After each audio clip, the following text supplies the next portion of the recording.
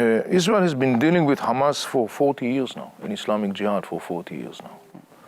And that challenge became bigger at time, reminding you the whole challenge of suicide bombers in the 90s and the 2000s, that mostly originated by Hamas and Islamic Jihad. And following 2007, again, just as a reminder, in 2005, Israel totally withdrew from Gaza Strip and handed over control to the Palestinian Authority.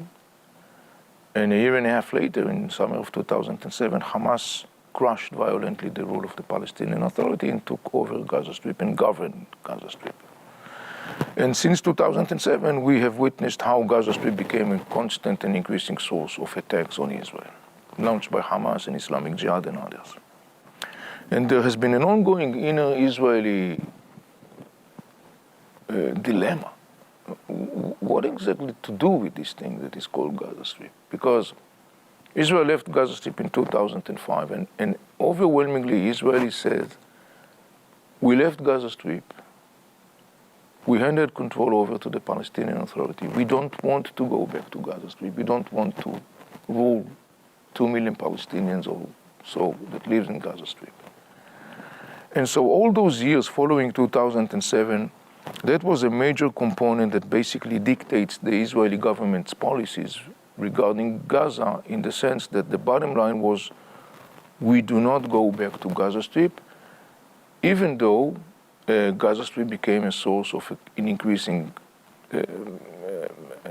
terror attacks on Israeli cities and communities, mostly the shooting of thousands of rockets and so on. Just the same, Israel says, yeah, we have been going through this repeating military round. Yes, we live under this constant threat of the rockets, of the shooting of rockets. We have the Iron Dome. We intercept successfully most of that. The damage, thanks God, in the end of the day, is something that we can live with, as long as we don't have to go back to Gaza Strip. And then there was another thing that I think was very imminent in the Israeli mindset, was the whole concern about the price that Israel will pay if Israel will send the IDF to fight in Gaza Strip to stop those rockets. Price in terms of a soldier's life, price in terms of soldiers that are being kidnapped. So these were things that were very strongly dictating I would say, not of course all, but overwhelmingly the large part of the Israeli Jewish public opinion, and it was reflected in the policy of the governments. And as such, as part of that, there has been a growing concept within the Israeli military and intelligence and political establishment during those years that Hamas governs Gaza Strip, and Hamas is pragmatic, meaning Hamas wants to secure its rule in Gaza Strip. Hamas wants to make sure that the governments in Gaza Strip will not fall down. And so Hamas is becoming more and more pragmatic. So all the ideological stuff that we talked about in the beginning about them being an outgrowth of the Muslim Brotherhood and their intent to create a caliphate ultimately, et cetera, that was from the perspective of the Israeli, all the systems, government, whatever, was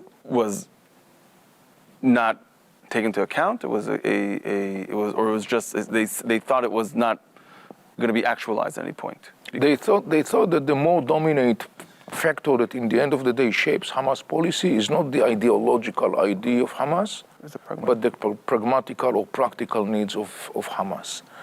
And that concept has been kind of like supported by some kind of Hamas behavior on the ground, when we saw, for example, in 2019 and 2021, when there has been military rounds between Israel and Islamic Jihad in Gaza, Hamas basically was sitting on the fence. They did not interfere.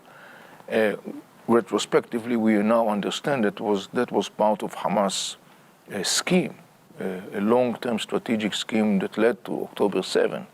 And that was basically Hamas' neutrality during those military rounds between Israel and the Islamic Jihad That neutrality was calculated by Hamas as part of the misleading program that it was building towards October 7, basically to, and unfortunately, very successfully, Hamas was misleading Israel to believe that it has prioritized its pragmatical agenda over its genocidal one.